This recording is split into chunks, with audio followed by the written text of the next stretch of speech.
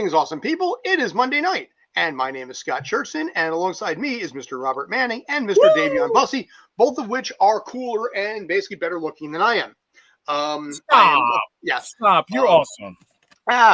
Listen, I hope one day I have the looks just like you, Scott. As you can see down below, I once was famous, then I took an arrow to the knee. So that's the way I'm running with it down this week, is basically my self-deprecating description of myself.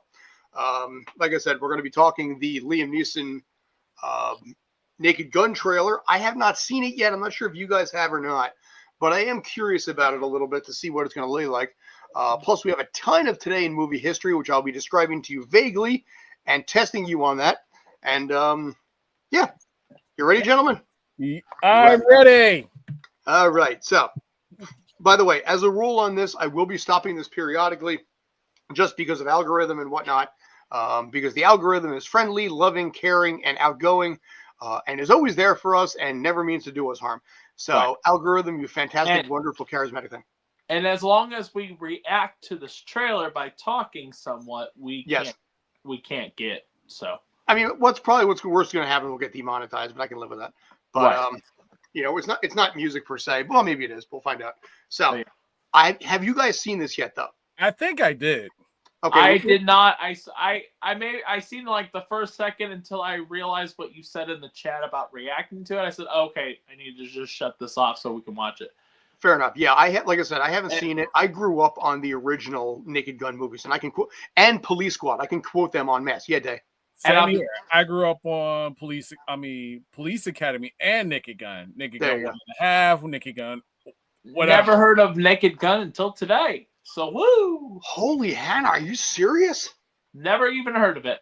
Wow. Never. Okay, so the Naked Gun series was a 3-movie spin-off of a TV show called Police Squad with Leslie Nielsen.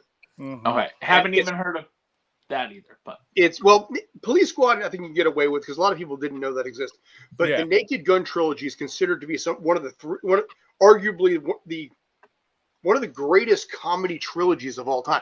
Arguably the greatest comedy movies of all time. Right. The Zucker brothers straight nailed it. The original TV show was based on something with Lee Marvin called M Squad. And it was just the parody of it, all this kind of stuff. And it was just absolutely, absolutely 100% iconic. So as a result, I am not confident in this case. Kyle, I think has Kyle seen this already? I'm not confident here because you cannot break something that is that good. Come out with a new one. Liam Neeson is a great cast. I'm not going to deny. Go see this. Yes. Ouch. I think people are going to go see this just because Liam Neeson and Pamela Anderson's in it. Yeah, Pam Anderson, which is interesting because she's been out of the loop for a while, I think. Yeah. She's not a nice person in real life either. I don't know. I mean, no, I remember when she got her start from Home Improvement. From a personal experience, I actually tried to meet her, and they said you're not able to meet her unless you got money to meet her. So, and she in this case, poo on her. She had nobody in line. How much was she charging? Do you remember? Want to say she was either 60 or 80, which is not bad for a convention because that's usually the average nowadays. But she just wasn't. Yeah. But anyways, let's go back to reacting. No, actually, I'm intrigued as heck by that. But only $80 to get a picture with Pam Anderson. And signature or photo, but that's the average price for most of your celebrities nowadays is anywhere from. That's why I like the Cherry Blossom Festival. Huge shout out to them because most of the prices are, like I said, very cheap compared to conventions. You're paying anywhere from $40 to $100 to $300 to $500 depending on the guest. Damn, dude. All right, let's roll with this. You ready? Yeah. So, like I said, I'm curious. I have no idea what we're in for, but okay. By the way, just to clarify, you can hear that, okay? Yes. Okay. If you want me to drop, there's a hand there. If you want me to drop it, I can. No, you're good. Go. Thanks. Once you kill a man for revenge, there's no going back. A voice in your head sang over and over. Okay, so this, I was going to say, this is starting off like every other Liam Neeson movie ever. Yeah. You know, it's like basically a particular set of skills, but in this case, he also ripped off a guy's arm. So a very, very unique set of skills. Yeah. But I will say this: it does have slapstick comedy in this. So Well, so does the original, though. You know. Yeah, the original. I'm glad that it's staying faithful. So Yeah, we'll see how it goes so far with the trailer. Okay, you've seen, like I said, you've seen this. I haven't seen. I haven't seen this trailer. All right, I'm intrigued here, but okay, let's roll. That was awesome. Who are you? Drebin, Detective Frank Drebin Drebin. Jr. Thanks. Police squad has always been the elite of the elite. By the way, I want to point out also, I think that was that CZH founder from Law and Order. I think so. Flash, I guess, go back. Yeah, that she's from like Law and Order, which is perfect. Oh wow! You have a lot of people from like Law and Order and all these other serious shows doing comedy, which is good though. I mean, yeah, because it shows how diverse they are. Oh yeah, so Akiva Schaffer is the director of this, by the way. They probably need the money too. Yeah. Paul Walter Hauser. He's very quietly made a name for himself over the last few years too, ever since Cobra Kai. So all right. Squad has always been the elite of the elite. Hi, Daddy. It's me, Frank Jr. Love you. Hey, Dad. Boy, do I miss you. Oh, I met him. Now I see who you're talking about. You mean OJ? You met OJ? No, the guy from Cobra Kai. Okay. Oh. Yeah. No, in this case, well, we saw that clip from the original trailer. Yeah. Because they were just like, you know what's funny? Using his likeness on that, OJ's estate gets residuals on this movie. So who does that go to? His residuals? It goes to his children? Whoever the law, basically the will designates, you know. So yeah, maybe his kids get it. I don't know who, but legally, because his likeness was used, yes, OJ's estate gets residuals on this movie. Hey. All right, moving forward. And you, Frank, are the best of the best. I need a bathroom. I need this room immediately. There's a line, man. Police business. I'm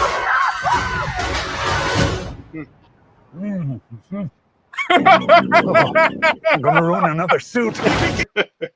All right, Seth MacFarlane. Okay, fair. You know, usually the fart jokes are like, oh boy, all right. But okay, no, but this one actually rolled. Yeah, Seth MacFarlane's a safe bet there. Yeah. Wait, that's how. What's up? I always thought it was spelled McFarlane. Nope, MacFarlane. MacFarlane. Yep. Huh. The more you know. So. Over here, Lieutenant. I think someone murdered my brother. Please, take a chair. Thank you. Literally took the chair. Now, see, that's the kind of humor that they used to have in the original one. It's like, yes. They would offer like cigarette. And she's like, yes, I know. You know, that I don't know, not quite as funny in this case, I think, but it's clever. They tried. Right. So. This is what I do. Says you served 20 years for manslaughter. You mean manslaughter? Must have been. Is that Busta Rhymes or is that? Yeah, that's Busta Rhymes. Or is that Tracy Morgan? No, that's Busta Rhymes, man. Nice. For man's laughter. Okay, that's funny. Yeah, you're right. Busta Rhymes is in this too. Yeah. So, all right. And the chick from Transformers. Slaughter must have been quite the joke. Oops, sorry about that. Close that up. No, it's cool. And I said the chick from Transformers. They're going to shut down police squad if you do not solve Spirit Halloween immediately. this case. Do this by the book. Show a little respect. Why? Who's going to arrest me? Other cops? Yes. Is she serious? Is he serious? No. It seems Mr. Drebin might be more of a problem than we thought. I want you to keep an eye on him. All right, who is that? Cody Rhodes is in this movie, by the way. I want to point that out. I was gonna say, is that the guy that's from the X-Men movies that plays Bob? Bob? I know who you're talking about. That was in Real Steel. And he was in Resident Evil. I can't think of what his name is. I'm talking about the newer X-Men movies. He played Blob. I don't really remember. I mean, the only thing I remember from that was Sophie Turner, because my thing for redheads. Or Real Married Steel. to a redhead. in Real Steel with Hugh Jackman with the robots. He's the one that owed Charlie a bunch of money, or he owed Charlie owed him a bunch of money. Yeah, I'm not sure, but and gets all him, right. beats him up in front of his kid. Charming. So yeah, I never saw the movie, but anyway. Oh, hello. Oh wow. Yeah. This oven is disgusting. Okay, that was something that they used in the Zuckers used in the movie Basketball. You And know, not only, oh wow.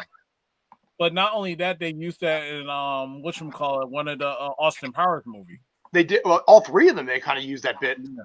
You know.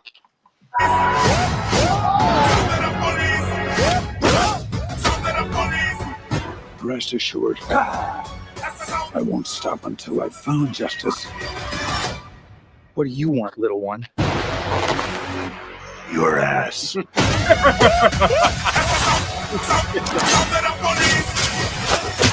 Nobody messes with the police squad. Wow. All right, We've upgraded your car with the most advanced crime-fighting tech. Drive forward 30 feet. Pretty smooth. Oh. This place is falling apart. Yes, Okay. this is. maybe it's the alcohol, the wine in me right now. I don't know, but that wasn't bad. You know, I don't think it's going to do that. I think it'll be okay, but I don't think it's going to hold a candle to the original. Right. I agree with you, Scott. I bet it'll make more than the original. And adjusting for inflation, maybe, but Well, that's what I'm saying. yeah, the original. What did the original make? Probably like thousands, What? Oh no, dude. maybe millions. How long ago were these? Are we talking about? The first one was 1988, and it made 152 million on a $12 million Yeah. budget. On a 12, so it did 12 times its return, almost 13 times its return. Wait, what did you say again? Sorry. It was a budget of the original one from 1988. The first one was a $12 million budget, and it made 152 million on that. Oh, So about 13 times over its budget.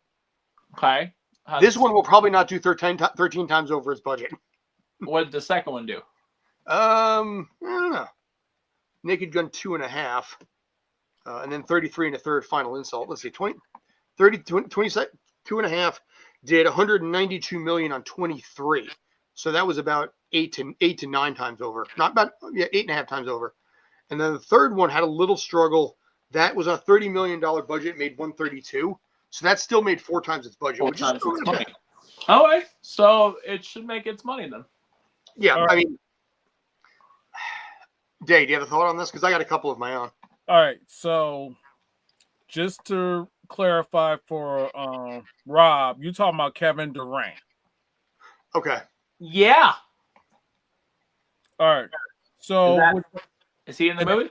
yes, that's who you're talking about. Yes, he's in the movie. And Leslie Keshia, the girl you saw with him, I couldn't pronounce her name because her name is unique. So, props to her.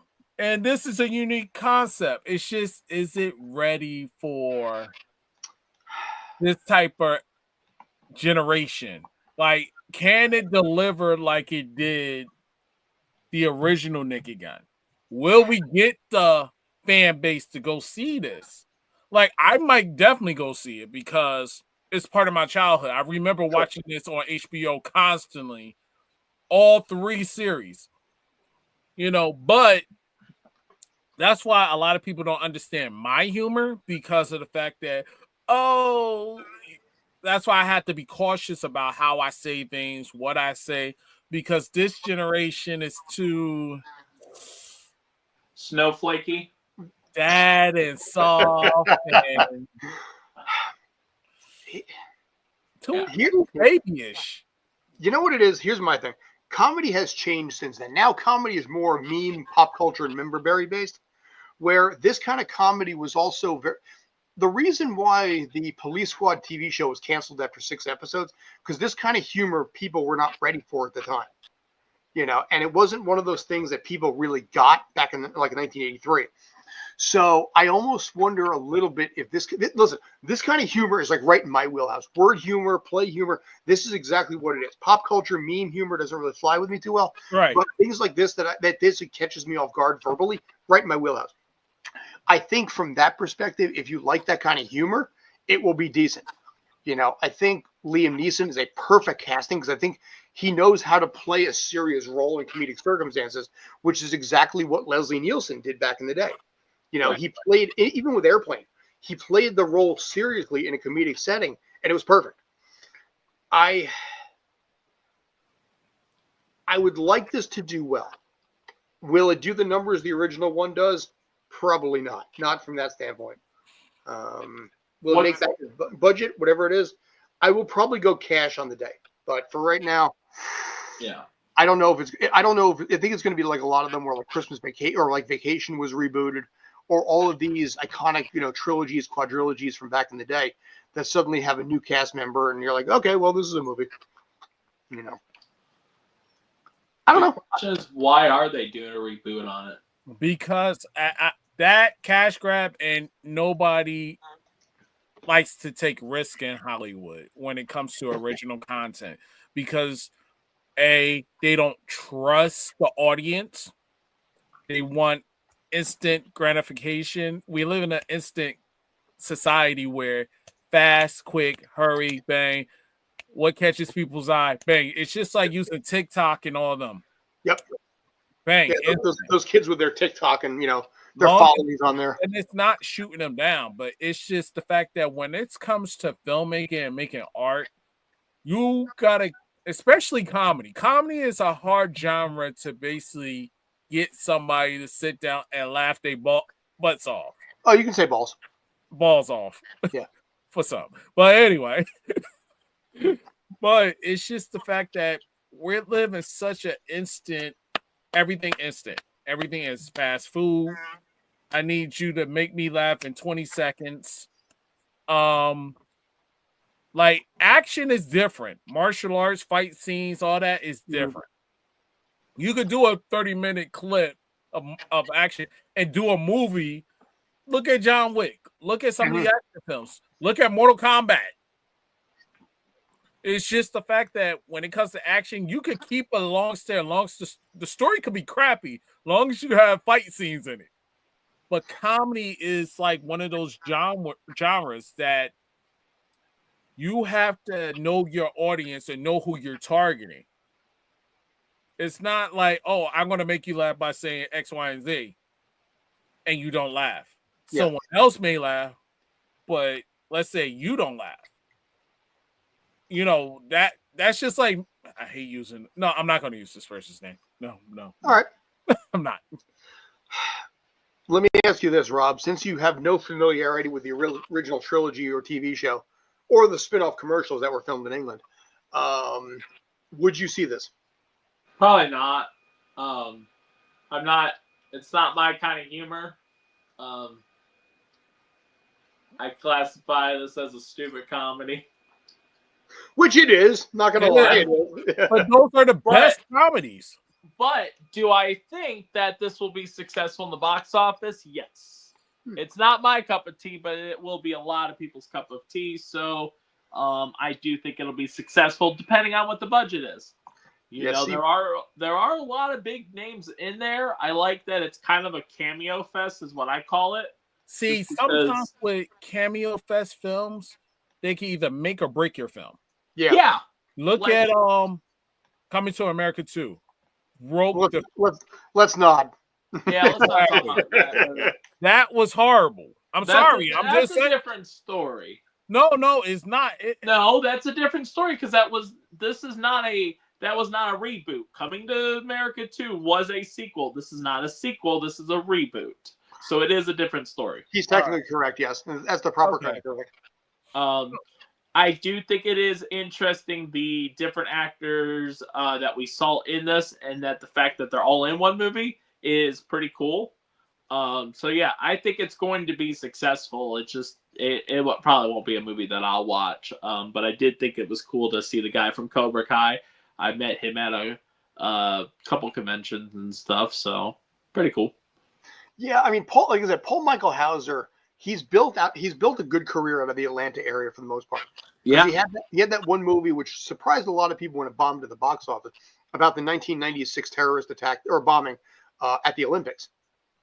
Because he had that one, Cobra Kai was filmed down there too. So he's built a nice little career in that area. Because it's the number one spot for acting right now is Atlanta. Pretty much is, yes. The reason also for that is because Atlanta is what they refer to as a right to work state. So they can hire SAG actors at non-union rates, which minimum wage in Georgia is like $10 an hour. So you can have a SAG actor get $80 for 8 hours, whereas up here they would get like $224 for that 8 hours before everything. And it's a state that they get. I know if you film a movie out there, they get some kind of discount because that's why you see the big giant peach logo at the end of the movies. State tax credits in Atlanta and Georgia are pretty good in this case here. Jersey's too. Pennsylvania, I'm not sure is that great. New York is okay. But yeah, Atlanta, I would argue is probably, definitely the top 3, maybe even top 2 right now. Right. Because I mean, most of your Netflix stuff is filmed out there. Your Marvel stuff is starting to be filmed out there.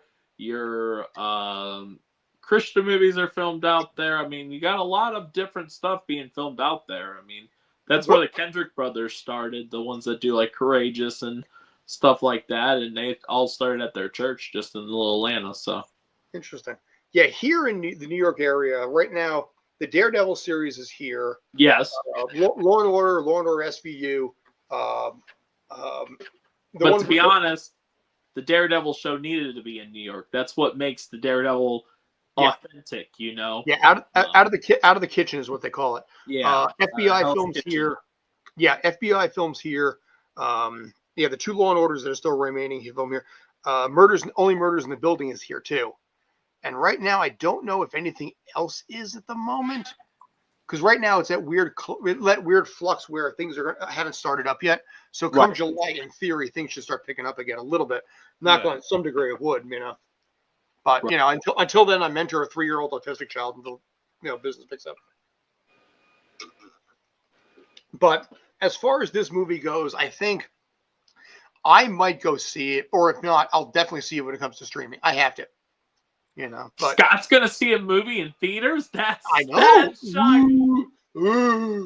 That's when you know the movie's gonna be good. If Scott's gonna go to theaters, because Scott, what is the last movie you saw in theaters?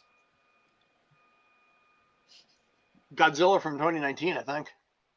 The what? The Godzilla movie from 2019, I think, for JT Maguire's birthday, I think. So that says something.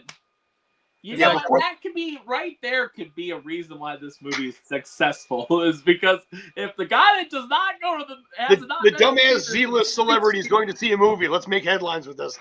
I'm just saying, if a guy that hasn't seen or hasn't been to a theater in 6 years and it's gonna maybe go to see this just because of maybe some nostalgia berries, even though this is a reboot, you're bringing that generation in. Plus, you have a newer generation that. You can be able. But like Day said, is this generation ready for a movie like this? And probably not, but they're going to have to deal with it. The humor, like I said, out of here. The humor is verbal based. So it's one of those things where it's designed on less sight gag and more, like I said, verbal things, where it's just certain things were just quirky, where like the word police is facing one way, the word squad's facing the other way. Just little things that you go back on a rewatch 2, 3, 4 times and you pick up new things every time. Yeah. That was the strength of Naked Gun and Police Squad. And even to a degree, people don't know this, but Leslie Nielsen shot Police Squad-esque commercials in Europe for like a liquor, for some kind of an alcohol company. I forget what it was. Right. But he shot these 30-second ads that had an absolute feel of the Naked Gun franchise. I think I know which one you're talking about. He did like 3 or 4 minutes worth of he did like a half a dozen of these commercials. They're short, they're sweet to the point, but it was a lot of fun because you see that same nuance where you could tell whoever wrote this was a fan. Now, here's where this gets interesting. David Zucker not only has no involvement in this remake, but he is refusing to see it on the grounds that he has nothing to do with it and it's his franchise. He's refusing to see it, just like he refused to see Airplane 2. So he didn't own the rights to it, right? Is that No, why he didn't. No, but he made the first 3 movies and the TV show. Right. And the original Airplane movie, I may add, too. So he's at 77 years old. He's like, I refuse to see this. But well, and that makes sense. I mean, some people don't want to accept a reboot because if they didn't get to work on it, they're like, this ain't my project. So if it fails, it fails.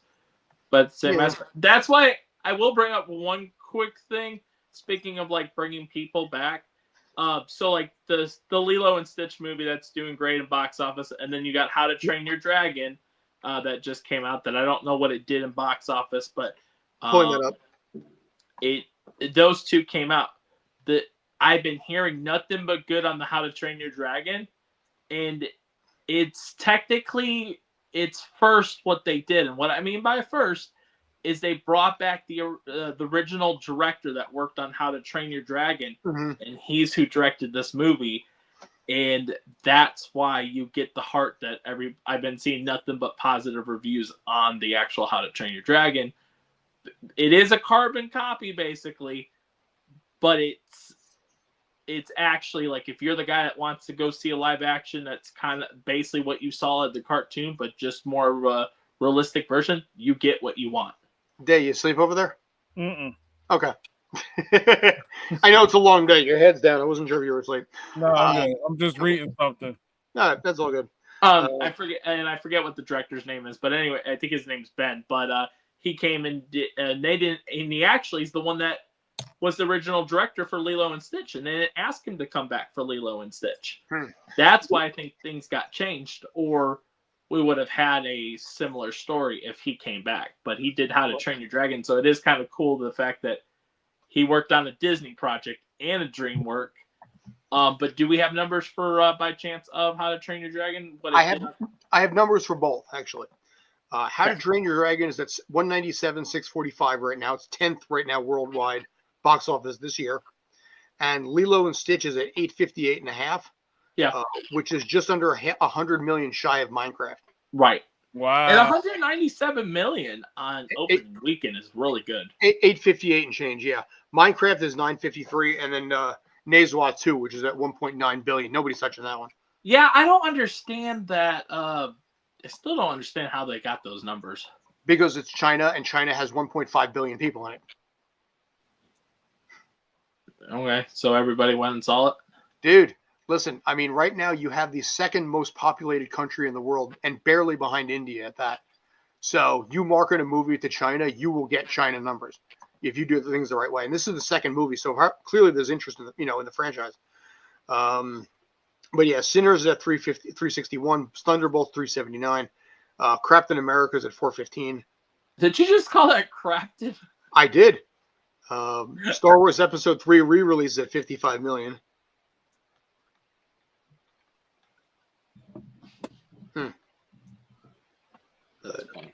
Yeah, Karate Kid Legends is only at 90 million. Oh, Detective Conan is actually higher, and that's international only. And I did a review of Karate Kid Legends, and I enjoyed it. Yeah, I know a lot of people liked it, but it was one of those things that people were like, "Okay, so is it a Karate Kid movie? Is it a Cobra Kai movie? What is this thing?" It's both. If you really pay attention to the. I'm going to hurt myself when I say this. Finish your thought, but I'm going to be very sad when I finish my sentence. Okay, so I'm just going to let everybody know. I just went to go see Karate Kid Legends. The movie was, I will say, it's not your average story-based storyboard of Karate Kid, but it was entertaining in a way where the story basically had its own uniqueness. Mm-hmm. So it was interesting. It showed an opposite perspective in a way where you looked at the film. You're not looking at it as the Ralph Macchio developing karate skills. You're not looking at the Jaden Smith. You're not looking at Hilary Swank. You're looking at it as your own different uniqueness, but have karate Karate Kid elements to it. Mm-hmm. So story-wise, it didn't feel like a Karate Kid, but the elements and the Easter eggs in the film made it feel more of a Karate Kid. You know, I like the fact that how they tied in together Miyagi and Han, because the storyline in Karate Kid was the fact that, you know, the Miyagi style of Okinawan karate was based on someone who fell asleep, you know, fell off a boat and was trained in China. I liked how they tied that. Whoever came up with that idea was very, very smart. So credit where it's due there. I really like that idea. But I'm going to hate myself when I say this. Oh, God. Jackie Chan is passe and the kids don't give a crap. Okay. That hurts me. By the way, that hurts my soul to say that. But the reality is that he is so old at this point. Kids are like, I don't care. Who is this old fart? And you're like, no, if you I know, dude. Again. Tell me I'm wrong. Tell me I'm wrong.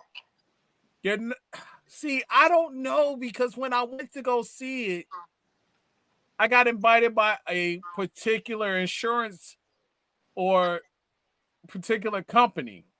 Okay. And it didn't have the minors or the younger. I was the only younger generation there. Okay. Rob, do you care who Jackie Chan is? Yeah, I know who Jackie Chan is. I grew up with Jackie Chan. Okay, I love Jackie Chan. If I would have met Jackie Chan in person, I think I would die right there, explode. I feel bad for what happened to him recently. There's a video that's going viral, and some of these like scalpers or signers or whatever you want to go that hunt these people down. There's a video of Jackie Chan, and it was after one of the premieres, and a guy was like, "Please, can you sign this? Can you sign this? The last time I'm going to be able to see you." And he's like, "I've already signed enough." And he was like, his hands were hurting from how much he just signed and stuff. Yeah. And he was about to sign finally, but I mean, not finally, but he was about to sign because they kept harassing. And then the agent's like, "No, he said he's done." And then they got it. They were stalking him at an airport. He was on his way on his flight, and it felt bad. But no, the only reason why I haven't seen this movie, which I do want to see, which now at this point I'll just wait for it to come out on digital. But you know, I just didn't have the funds. I'm tight on funds, so you know, and that's another problem. You know, is today's economy and stuff. It's hard to just go to the movies and go see every movie unless you got a season pass, which my theater doesn't do. But if you got some kind of pass thing where you can go, because there are passes that you can do, movie passes and stuff. I wish we had that. I like Jackie Chan. I grew up with him as a kid, and then found out last year that the Jackie Chan TV show that he didn't even voice himself. He didn't. No. And it was a good series. It was a good 5 seasons though. 5th season was a little soft though. Yeah, and I grew up with that. And then I grew up with 80 Days Around the World. You know, so yeah, I grew up with Jackie Chan. So I just think it in a way it shocks me that this movie only made 90 million. And I say it shocks me because you would think with the huge success of Cobra Kai, which Cobra Kai was a huge success and a lot of people watch it, you think those fans would have came and supported the movie because of how much they like the Cobra Kai, because this is a continuation. It's 5 years later. So you'd think it would do more than 90 million when you got that doing 90 million total, and then you have How to Train Your Dragon, which is literally just a remake live action, and it made 190 in the first weekend. You know, but it is nice to finally see a Ralph Macchio movie in theaters, because Ralph has not been in any movies, you know, in theaters for a very long time. And actually, he was just saying in an interview recently that with Rob Lowe, you know, the good old Outsiders that I know these two still haven't watched, but literally the greatest actor of all time. But Rob Lowe had him on his podcast, and they were talking about how this was his, I think he said, don't exactly quote me, this was either his first ever premiere or second actual premiere that he ever got to do. For all of his other movies did not have premieres. They did not do a premiere for Outsiders. They did not do a premiere for I think there was one other movie he said, but I didn't know the movie because I haven't seen it. But he's only been to 2 premieres out of all the movies he's been in. My Cousin Vinny, maybe? No, they didn't do one for My Cousin Vinny. Really? It sounded like Wow. I don't, and I know My Cousin Vinny. I don't know what the movie he named a movie I've never seen of his, and I've seen a lot of his. So, but yeah, so it was shocking because he was giving some details, and he said, yeah, it was nice to, or I think Rob was the one that made the comment, nice to see you in a theater, because he hasn't had like I said, he hasn't had a movie in theaters in probably over 30 years. Cobra Kai was such a resurgence for those 3 cast members. Oh, yeah. Him, William Zabka, and Marty Cove. It's funny, randomly, when I was pulling up the Lou Ferrigno footage, I was surprised when I found, I was pulling up Lou Ferrigno footage, and I found Marty Cove from 1978, 6 years before Karate Kid, in an episode of The Incredible Hulk. Ooh. He was a boxer, and then Hulk had to save him when he was getting his ass kicked. I went, to be honest, if you guys want to check out that Lou Ferrigno interview, it is on the page Streampunk Cinema, youtube.com/Streampunk Cinema. Yeah, who was the person that did that interview? I forgot. Huh? Who was the person that did that interview? I forgot. I did! Yeah. A.K.A. Buddy the Elf. And the only regret I have with that interview is, and I hate to say it like this, but it's how it is, I was a little intimidated with that interview just because of who Lou is. He's a big guy and stuff. I wish I would have asked to go around and actually stand by him, but it was also first thing in the morning, because if you notice in that interview, I keep looking back, and that's my only regret with that interview. And I felt like I probably could have held the conversation and had more than 2.5 minutes, but I didn't want to keep looking back and forth, and I didn't want to take up much more of his time. He was really nice, probably the nicest that I've ever seen him, and I've met the guy 4 times. But very nice guy. And I was, that right there, wave and smile. And I love that. That's what I do on all my interviews now, is I say, we're just going to look at the camera and we're going to smile, wave, because then there's something to put as the... You impressed my father with this, I may add, too. Woo! So, because when I couldn't basically meet up with my father on Saturday, I was editing this video. And when I saw him yesterday, he's like, so you guys chatted with Lou Ferrigno? I was like, yep. I love when I impress your family members. Dude, really, listen, I don't have much family left at this point, man. I got one blood relative and a spouse. That's literally it. But yeah, Lou, getting. I wish I would have known the details that I know now. I wish I would have known about the Rogers. I wish I would have known. I didn't know that Mr. Rogers and Lou Ferrigno ever crossed over. I didn't either until I did the homework and the videos on that. I mean, the only other thing you could have done is maybe like, Well, I would have asked what his experience was meeting Mr. Rogers, I mean, that to me is what's interesting to me. I didn't know that the two intervened, and I grew up with Mr. Rogers' Neighborhood. The next time when you guys has a convention, let's talk about it. I had an idea when I was working here this weekend. We're going off track a little bit, but yeah, I had a couple of ideas on things that I think would help you guys a little bit to add a little bit of fun to something like this. Because in this case here, pumping iron is an option.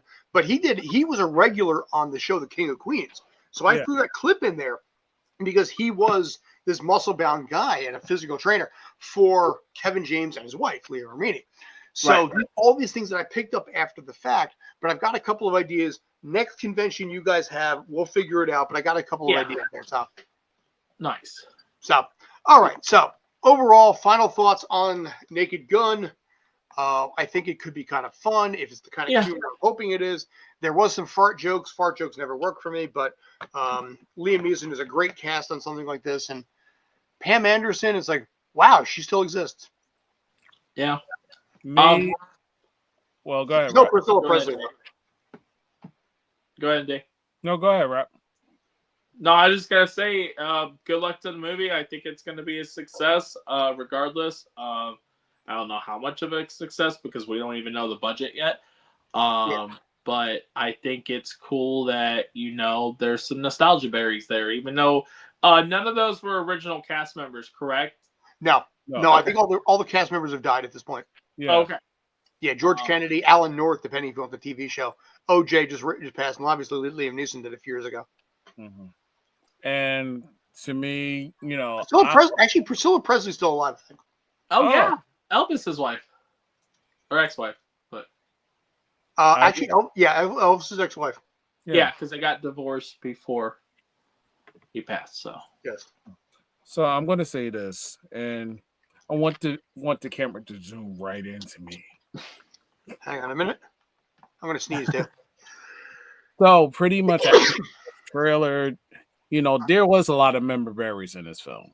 There's a lot of slapstick comedy, but like I told my fellow hosts about, like, I feel as though that with this film, is it going to radiate to the current generation that is now? Like, that's the main thing, because it may get to me, it may get to Scott, but someone like Rob, he may not be like, yo, what is this? It's stupid to me.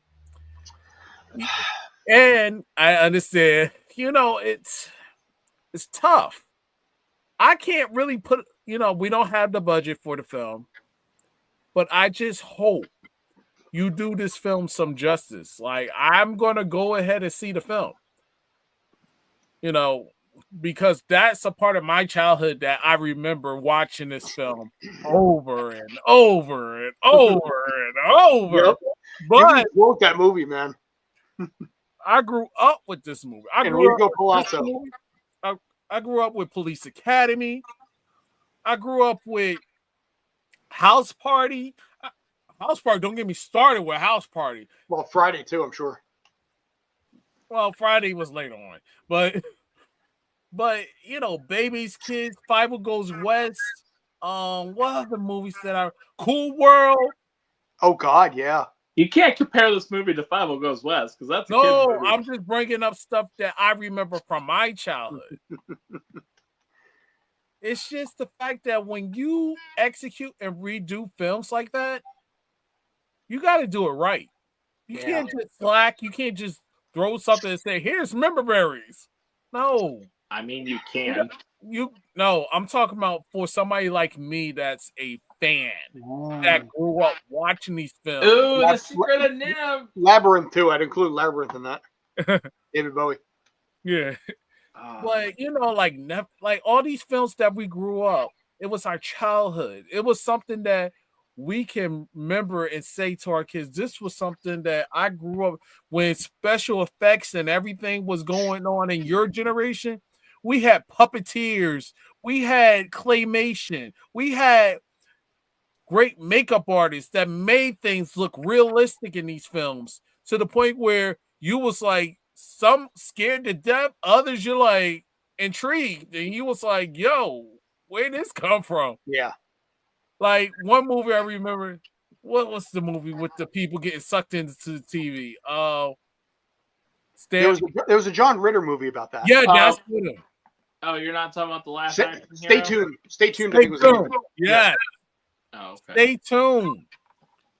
Don't tell mom the babysitter's dead in that era too. Yes. Even though I'm kind of pissed off that they remade it. And, of course they did. That's a long story, ladies and gentlemen. But other than that, these were nostalgia to our childhood. Oh, we do not discuss that on my account, please. Thank you. I have stories there. Oh, yeah, Last Action Hero, but Last Action Hero was late 90s. That was 94. No, but that's still a movie where Captain and the Game Master, I believe, was 1990 or 89? Yeah. 1993. Kyle, I'll tell you that one privately. I'm sorry, but I only brought this up because you said got put into the TV, which is what happened in this movie. Yeah, but no, that was theater. Well, still a TV, same concept. But other than that, ladies and gentlemen, Nigga, hi. Naked Gun is, for me, a must-go see. But I'm only going to see it because it's nostalgia, but also to critique the film. Because, look, If the film ain't going to do right, I'm going to let you know it wasn't good. It wasn't what I expected it to be. But if it does, you will hear my mouth, and I'm going to be straightforward. Unless he gets invited. Bro, love you, man, but you suck. Unless he gets invited to the premiere, then he can't talk bad about it. No, I'm being honest. Even if I'm invited to the premiere, I'm seriously going to tell people. Here's the thing about Naked Gun. Liam Neeson is a young person's fan. You know, if young people are fans of Liam Neeson, and I want to say by like under 35 crowd. Naked Gun is an over 35 crowd movie. So what I see in this case is I see something similar. I'm dating myself a little bit, but back in 2003, there was a remake of Starsky and Hutch with Ben Stiller and Luke Wilson. Yeah, that sucked. Here's the thing. That was a good movie. It was a fun movie because it was based on the original series. Now, I remember seeing this movie in Clifton back in 2003, and I remember two people behind me. I remember two things specific about that movie in that theater. One, I remember I put my arm around the girl who took her arm off and put it back on my side. And then two, I remember people behind me being like, is that what they really looked like back then? And I thought, oh, this is the wrong demographic for this movie. But yeah, I had my arm around the girl. She grabbed my arm and pulled it over to the other side. I'm like, we're not going on another date again. Oh my God. That's horrible, bro. I've never read the comic. I have thought about it because Samus Aran is in there. But I had a crush on Princess Lana as a teenager, which adds this whole dynamic to Scott over here. We're not even going to get to it this time. But only because I had a glass of wine am I suddenly even talking about that. But as far... God. I was going to say on that note, So, yeah, I think it'll do well at the box office, but I don't think it'll crush. Maybe I don't know. Maybe I'll wait till it comes out on my God, DVD. I just said that. No, you gotta go to theaters. How about this? If I go to the premiere and I give it a thumbs up, you got to go see it. Fair enough. If I give it a thumbs down, you don't have to see it. You can wait. Which is funny because you give a thumbs up to like 90% of the movies you see. Only reason because I like them. Except for two films I was basically trashing. Expendables 4 was one of them. And I think I was going to say, something else. You said something else was a Snorefest. I forget what it was. The Wolfman. Wolfman, yes. He trashed Expendables 4. Oh, God, yeah. So did I. Oh, my God, that was terrible. Oh, God. Or, better yet, if you get invited to the premiere, bring a +1 and bring Scott, and then you both go see it together. Yeah. Oh, yes, yeah, I could be down for that. You know, and Robin will be like, get out of the house and go see a movie. You know, go hang out with friends. Please do that. Get out of the house once in a while. And that would be good content for the page because Scott could be taking pictures when Dave's getting all the pictures with all the celebrities or vice versa. And we can get Scott in some pictures too. No, we don't want Scott in those pictures. We want Scott in the pictures. I want all the footage. This is as much as Scott basically as I'm willing to run with here. I need you to stop being the stunt actor that's inside you and start being the camera guy. And it's double jeopardy, Alex. And in double jeopardy, I'm gonna bloom. I'm a late bloomer, Alex. I'll take Scott being in a picture for $500. Yeah, well, I told you guys about the Steven Spielberg thing recently. I broke my toe on that. How's your toe, by the way? It's okay. It's actually pretty much healed at this point. I feel it once in a while, depending if I walk funny, because broken toes take a while. But the problem was, it was like it was the right big toe. So it wasn't like a middle toe where, you know, you break a middle toe in the middle, you tape it. This is like the driving toe, you know, so it's always feeling something somewhere. But okay, so today in movie history vague description quiz. Let's go. Yes, I have a bunch of movies here at this point because it turns out a bunch of movies came out today in movie history, and I was surprised. I figured I'd find one or two. I found like 5. So, you gentlemen ready? Yes. Okay. This first movie starred someone who later turned down Forrest Gump. Someone who turned down this role included Henry Winkler, who was originally offered the role but turned down the role out of fear of being typecast by a TV show at the time. It did have a second. John Travolta is the right actor, correct. The other lead in this movie was someone that was British, had to be sewn into leather pants in that, which, by the way, a lot of people in that era were like, damn, that's hot. And one of the co-stars fell in love with her, but because he couldn't get her, eventually married her sister. Grease. There you go, sir. Good, correct. What triggered it, by the way? Tight pants, John Travolta, and when you said the girl. Yes, 1978. I didn't even get to the fact that it was a sequel movie for Grease. Yep, yes. But today in 1978, Grease was released in theaters, and people were like, okay, not bad. And I'm actually meeting somebody from Greece in December for Cajun Con. Who dat? Oh, you would ask me. Of course his name's Eddie something. And he's a nerd. He's like a nerd with glasses. Yeah, could be. I don't know. But Eddie, he played. He's also the voice from the Polar Express. He plays the nerd kid in the Polar Express. With the yellow shirt with the glasses, nerdy guy. But he's from. His first movie was Grease. Interesting. He's been in a bunch of crap. Funny thing about that, actually, John Travolta at the time was 23 years old, but Olivia Newton-John was 29. So she was playing. They were both playing 17-year-old teenagers, and she was almost double that age. Nah. Oh wow. He's somebody I'm hoping to interview because we're doing press for that event. So Olivia Newton-John, please get that one. No, the guy from Greece, Okay. Eddie. You would know him if you saw him. Originally, by the way, quick notes on this: the person, the casting choices for the role of Sandy, which again went to Olivia Newton-John. Included Carrie Fisher, Susan Day, Deborah Refn, and Marie Osmond. And who was the person that you said you hope I could interview?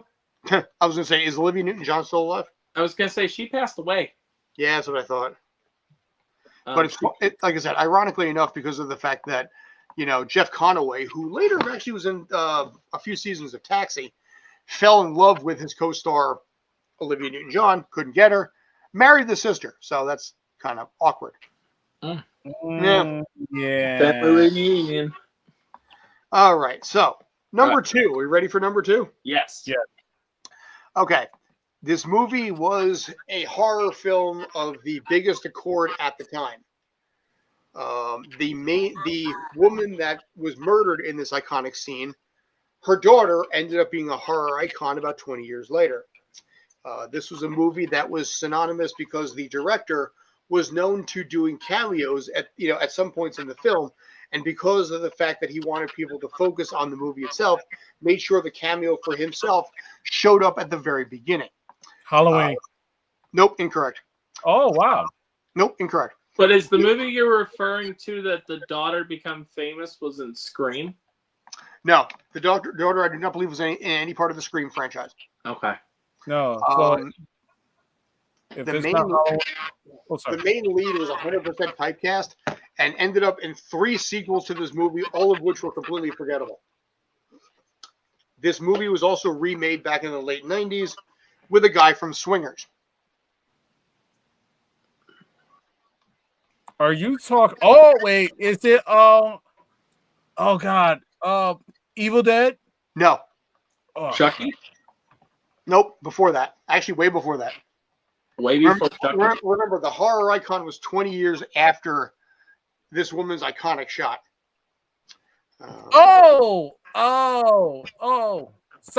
Is it not Psycho? That is correct. 1960. Today in 1960, Psycho was released in theaters. It was a movie that Walt Disney refused to allow Alfred Hitchcock to film because of how horrific the movie was. And the sound of the stabbing was the sound of a knife stabbing into a cassava melon. Nice. And it was actually made with chocolate sauce. And it was actually later remade as a parody with Mel Brooks. Anthony Perkins would later go on, when he was completely typecast, to do Psycho 2, 3, and Psycho 4, because there were 3 sequels to this movie with the Anthony Perkins character. Wow. And you will see Mel Brooks in Spaceball 2. Yeah. Listen, I have some degree of hope because I think did I tell you guys this? I think Bill Pullman don't know if I ever told you this, but Bill Pullman, when he did the TV show, I think it was called The Sinner, back in I don't know 2018, 2019. There was a cast member on Halloween that dressed up as Lone Star. No one on that set was more excited to see the prop master dressed as Lone Star than Bill Pullman was. Yeah, because I think it'll be good because one, Rick Moranis is coming out of retirement for it, and he's only coming out because he's actually saw the script, and he's been offered so many other roles before that they wanted to do sequels and stuff, and he did not like any of the scripts, and finally they gave him a script that he really likes and it has heart and stuff that'll do honor to the first one, is what was stated. Fun fact actually about that. It was Rick Moranis' recommendation that John Candy play the role of Bart. So when John Candy was offered the role of Wayne Zielinski in Honey, I Shrunk the Kids, he turned it down and recommended Rick Moranis in return. Wow. And Bill Pullman's son's going to be in it, and he's been getting some attraction recently with the whole being in the MCU now. Not that the movie did good. I really liked the Thunderbolts movie, even though it did not do good in box office. I really liked it. And we'll see him again in Secret Wars. But what's really important here, and we cannot discard this, I farted on Bill Pullman once. Yes, you did. I am so proud of the fact that I farted on Bill Pullman once. You know, I just straight like vapor trail that bastard. Correct me if I'm wrong. Is Bill Pullman the one that was in Casper or no? Yes, he was actually. Yeah, the dad in Casper. Okay. He was the dad in Casper, and then a year later, he played President Whitmore in Independence Day. Independence Day, yes. Okay, cool. That's what I thought. I was just clarifying to make sure my brain cells were working right.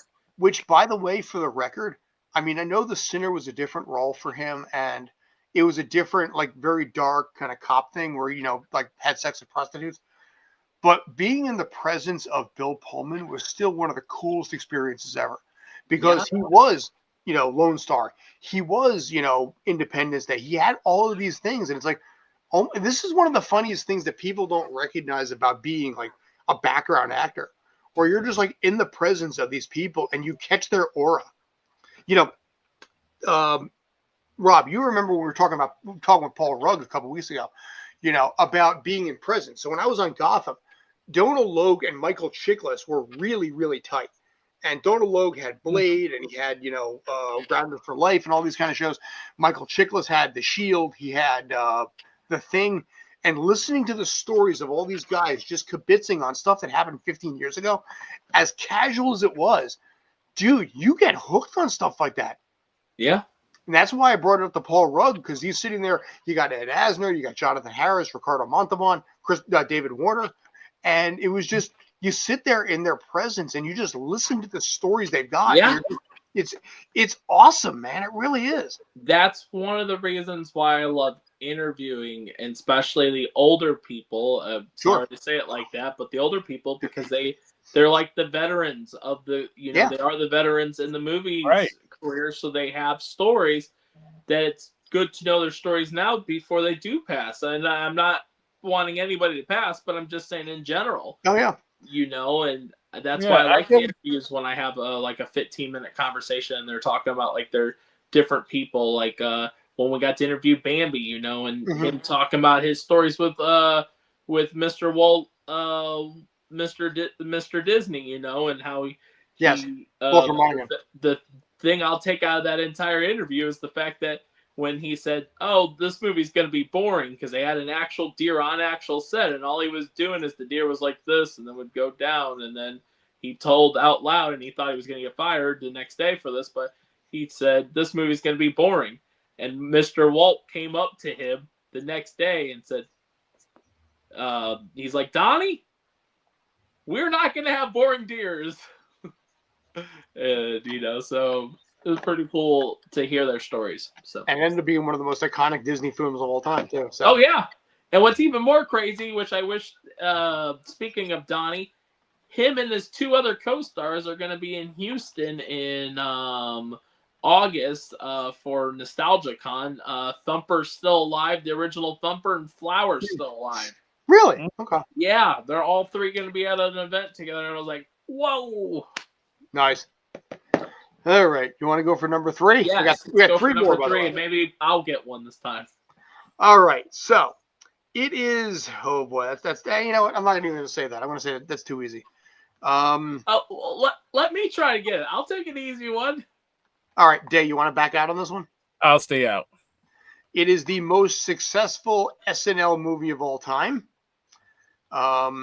It originally set a world record for the most damaged cars in one particular scene, with 103 cars destroyed during filming.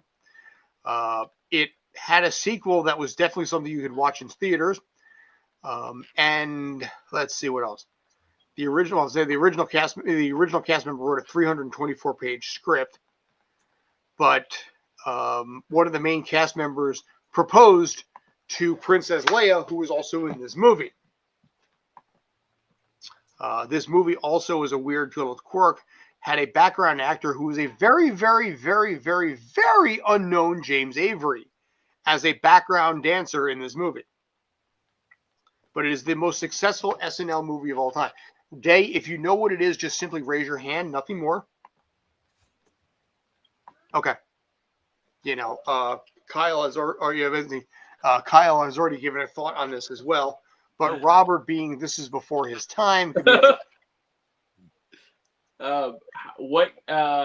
did it come out? 90s, 80s? It is an 80s film. One of the cast part of the budget for this movie went to cocaine, which would later kill one of the main actors, but his brother is still alive and had a fairly John Belushi's in this. Yes, that's correct. Good call on that one. Guessing Eddie Murphy's in this too? He is not. Okay. Sorry, not Eddie Murphy. Bill Murray? He is not also. Although he would later do 2 movies with Bill Murray. Yes. That's what. I'm not going to know this, but I at least know the actor. The Blues Brothers. Oh, fudge! I should have said Dan Aykroyd. Yes. The Blues Brothers, which is considered to be the most famous SNL movie of all time. I didn't realize. Sorry, my bad. I didn't realize that was an 80s movie. I thought that was a 90s movie. No, 80s. 1980, right on the spot. Okay. I have seen the Blues Brothers, but I did not realize. I didn't realize that was an SNL movie. Yeah.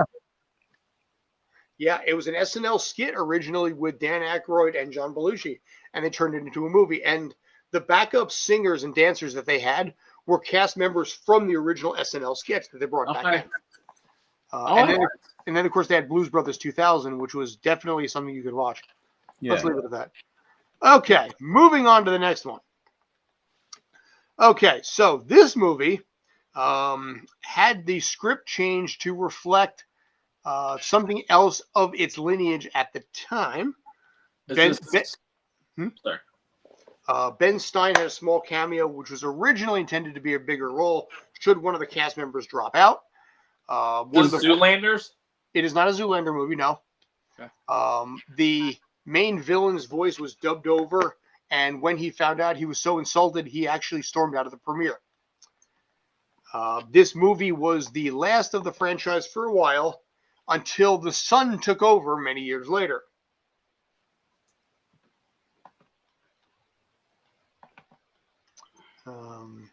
It has set a new record for the highest opening box office weekend when it hit theaters, and then was broken immediately the following weekend with Batman. So it had the record for the highest grossing opening weekend for one single week, and then Batman took it over.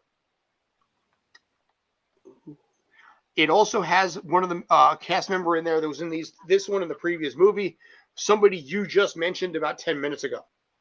I mentioned? Yes. And this is a Ben Stein's film? Ben Stiller. Ben Stein was in it. Not Ben Stiller. I thought you said Stiller. Ben Stein had a small role in it, which, depending on circumstance, could have been a lot bigger of a role if another cast member had dropped out. Sorry, I thought you said Ben Stiller. That's why I said the original script centered around Scotland and a ghost there. And when the cast members got to set, they were pissed off because the entire script was changed. Ferris Bueller is Ghostbusters. What's that? Ghostbusters? What about Ghostbusters? Is that the movie? No. The actor that you're referring to, was it Eddie Murphy? No, but he was originally offered a role in the first movie of the franchise, but turned it down.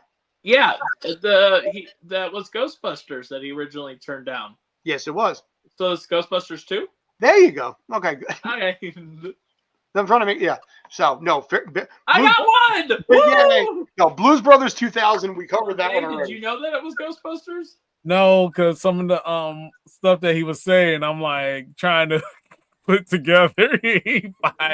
What is funny is, yeah, that's what helped me is I was like, and then because I remember the story because of the Netflix series, how the movies that made us series that they did on Netflix, and it talked about Ghostbusters and how Eddie Murphy was originally supposed to be Ernie Hudson's character, but John Belushi also correct was supposed to be in it, but then John passed away. So when John passed away, Eddie Murphy went to Saturday Night Live instead, or something like that. I think he did some SNL instead of going to Ghostbusters. He probably did at that point Beverly Hills Cop and 48 Hours, because those were 1984 also. And which they also also said that they weren't for sure. Bill Murray said he'd be there, but they didn't hear anything until the actual day on set. They didn't know if he was going to actually show up or not, because he had history in the past. They were saying about how he'd be late on set and stuff like that, and he's one of those things that it was iffy if he was actually going to be there, and then he was there and everything went good.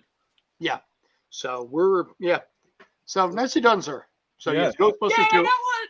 Yes, Ivan Reitman, and then later his son Jason Reitman directed the third one, Ghostbusters Afterlife, and of course Frozen Empire. But Ghostbusters Afterlife having the best, most emotional scene of any Ghostbusters movie. That Harold Ramis scene, dude, I cannot watch that without losing it. That was so well done. And credit to that also. The body double for Harold Ramis in that scene was legendary actor Bob Gunton, who was probably best known as the warden from Shawshank Redemption. Okay. One of the most recognized character actors of all time. Played an uncredited role as Harold Ramis's body double in that movie, which I thought was such a cool thing. He did it so under the radar. But you watch the video's on YouTube. You can watch what it is. But that scene was so well done that I can't watch that and not freaking lose it. I can't. I still think it's crazy that Phoebe's character that plays the granddaughter is McKenna Grace. Yes. And I would have never. Oh, no, I'm sorry. I meant the mom. Sorry. Sorry, I was talking about McKenna Grace that plays the granddaughter. Sorry, it'd be granddaughter. That you see with that motion, or not that emotional scene, but anyways, but she's the one that's like, hey, but anyways, it's insane that McKenna Grace is blonde and then to be a nerdy character. I like her acting performance on that. Well, the only way to basically make a character nerdy is to make him wear glasses. Yeah. You wear glasses. Well, no, but they changed her hair color and everything. I know that happens in movies, but I would have never put the two actors together. Sure. You know, she looks like a whole different person. It's like, in a way, like a Superman, but more than just a Superman. You know, you don't just put glasses on and, you know. It's like me. Yeah. Exactly. Whoa. Hey, who knows that guy? Who are you? I remember there was a Tick comic where the Tick, you know, Perry. there was in the original Tick comic, there was a character named Clark Oppenheimer, you know, who was like Ultraman, and he had glasses. And at one did you point, just say Alan Oppenheimer? No, I said Clark Oppenheimer. Oh, character. sorry. So in this case here, the Tick decides to screw with him and just breaks the guy's glasses, and it's like, Ultraman, is that you?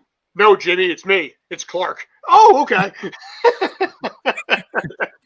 The original Tick comic was so well done, man. Ben Edlund did such a great job of that comic, but because it just parodied everything else, and yeah, that was awesome. I used to have them a bunch of years ago.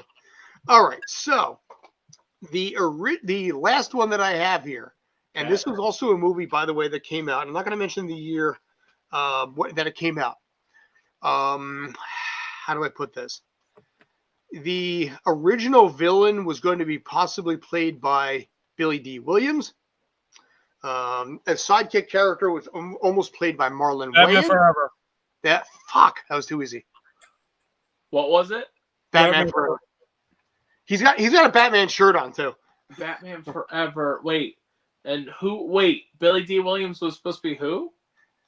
He was supposed to be Harvey Dent because he was Harvey Dent in the first one from 1989. Oh, so instead of Tommy Lee Jones, it was supposed to have been Billy D. Williams. One of those cases where you switch out a black actor for a white one.